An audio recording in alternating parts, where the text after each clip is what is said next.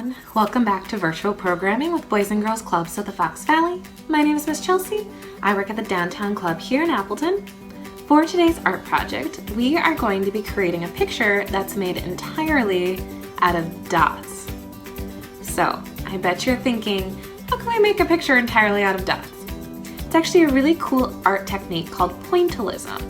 And what it does is that it creates images using just small little dots made with something like a Q-tip or a pencil tip. Pointillism is not only unique because it makes pictures out of dots, but also because it uses primary colors, so red, yellow, and blue, that blend together and trick your eye into thinking that it's creating other colors. So I'll explain a little bit more about that as we move on with the project, but first let's get our materials. For this project, you will be needing some paint. I am using red, yellow, and blue, the primary colors, because I want to play around with mixing some colors. If you're using our homemade paint that we made, that's awesome. Just remember to stir it up really well before you use it. You will also need a piece of paper, probably a blank one today. And then you will also need some small rounded items. So I have a bunch of Q-tips here. You can also use the eraser tip of a pencil or a thin wooden stick, anything that's going to hold onto paint and give you a small dot to work with. Those are our materials and they're pretty simple, so once you get them collected, why don't we get started on the project? Before we get started on our painting, I just wanted to walk you through some of the ideas around pointillism. So as I said, pointillism uses small dots to create a larger picture. What's unique about these dots is that they kind of confuse our eye by mixing two primary colors to create a different one. So, as we've talked about before, if we mix red and yellow, we create orange. So, if I put some red dots on my paper, because I'm using my homemade paint, I might have to go over them a couple times, and then place some yellow dots on my paper, kind of in the same vicinity.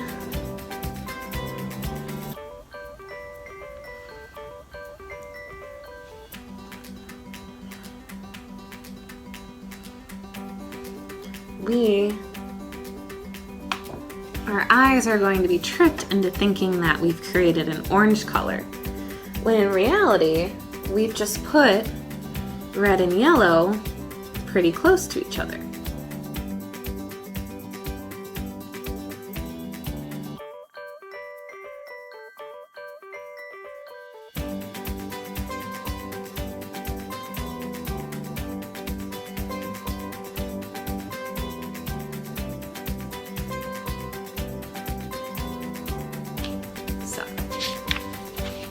It's a little difficult to see, but if you kind of squint your eyes, you can see that we've made an orangish color, a green color, and a purplish color. So pointillism doesn't completely mix these colors together. As I said, it tricks our eye into thinking that we're seeing that secondary color. So, in order to practice our pointillism and our color mixing, I was thinking that we could draw a rainbow today. So the way we're going to do this is by using these primary colors to create our secondary colors within the rainbow. So why don't we get started and experiment a little bit with pointillism and with mixing our colors.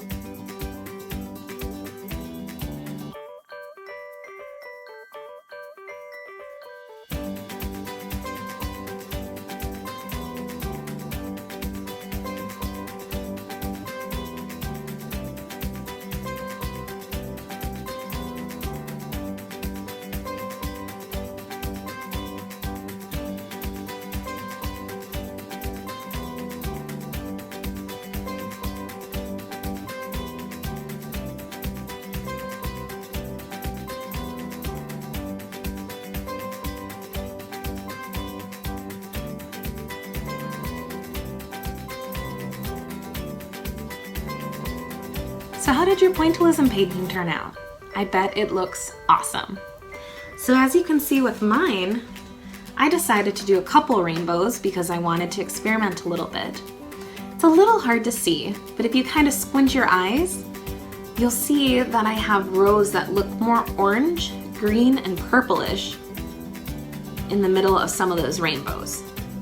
And as you can tell, I decided to add a background where I mixed a little bit of blue and red to make a purpley color.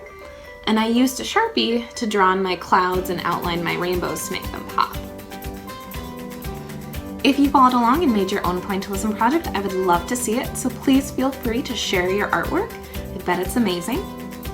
As always, I'm proud of each and every one of you for continuing to learn and grow every day.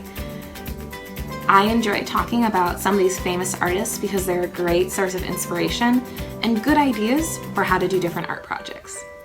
I wish each and every one of you all the best, and I'll see you on the next video.